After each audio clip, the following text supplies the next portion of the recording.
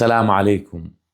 هذا المقطع نشرته قبل لا يكلفون علي الزيدي رئيس الوزراء، فكان في نية رئيس الوزراء محمد الشياع السوداني، وهذا من جماعته ناشرين، أن يرشح قصي محبوبة، فنزلت هذا المقطع.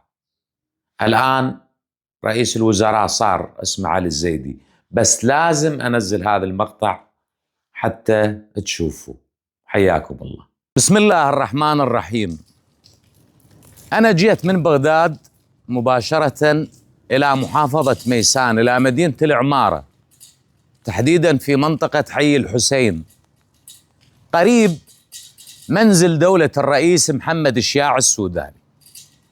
عندي كلام ورسالة أود أن أبعثها لأبو مصطفى، وأعتقد إلى الحق أن أتكلم مع دولة الرئيس.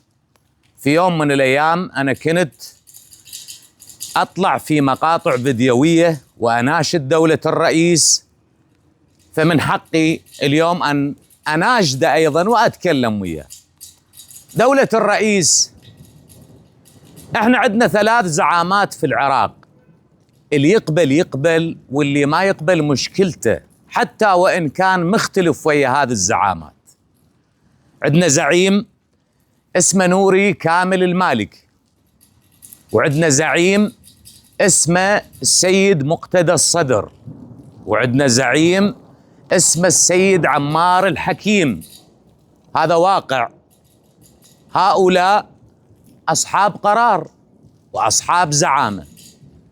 دولة الرئيس دخلت بالانتخابات وياك أسماء، الأسماء اللي وياك والكتلة الكبيرة اللي الآن تتصورها هي كتلة كبيرة، هؤلاء جاءوا معك كانوا يصوروك أنت في الولاية الثانية، لأن 2 منهم يبحثون عن زعامة كما أنت تبحث عن الزعامة. فالح الفياض يبحث عن الزعامة مثل ما أحمد الأسدي يبحث. إما هذه الكتلة يا دولة الرئيس أبو مصطفى، أنا عاهدك إذا ما صرت رئيس وزراء ما راح يبقون وياك 4 نفرات، أنا على يقين بذلك. المهم، رسالتي اللي أود أن أبعثها إلك وللعراقيين، أنا جيت وسمعت خبر أن قصي محبوبة مرشحي أن يكون رئيس للوزراء للعراق. قصي محبوبة كان في الولايات المتحدة الأمريكية، والملفات اللي موجودة لقصي محبوبة واقعا نحتاج أيام وأيام وأيام نسولف بيها. عائلة هذا الرجل اللي ذكرته قصي محبوبة عائلة محترمة، لكن الملفات اللي على قصي محبوبة ملفات مقرفة، ملفات واقعا ما تطاق. كافي يا دولة الرئيس أبو مصطفى، أرجوك ارسم خارطة العراق وعاين عليها، وكافي كافي. السنة جابوا رئيس البرلمان وخلوا الاسم، والأكراد جابوا رئيس الجمهورية وخلوا الاسم، ولا زالوا الشيعة يتناقشون إلى أن يرشحون اسم قصي محبوبة. والله أقسم بالله هذه دعوة للشعب العراقي، إذا فعلا قصي محبوبة رشح إلى رئاسة الوزراء، على كل شريف في الشعب العراقي أن يخرج للشارع وأن يسقط هيج حكومة. عيب عيب. خليتوا العراق والعراقيين تجربة وكأنه إحنا حيوانات، تجربون فينا أسماء عفنة.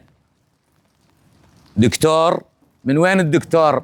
أنا أتحمل حتى الأمور القانونية، وأنا مسؤول على كل كلمة أقولها.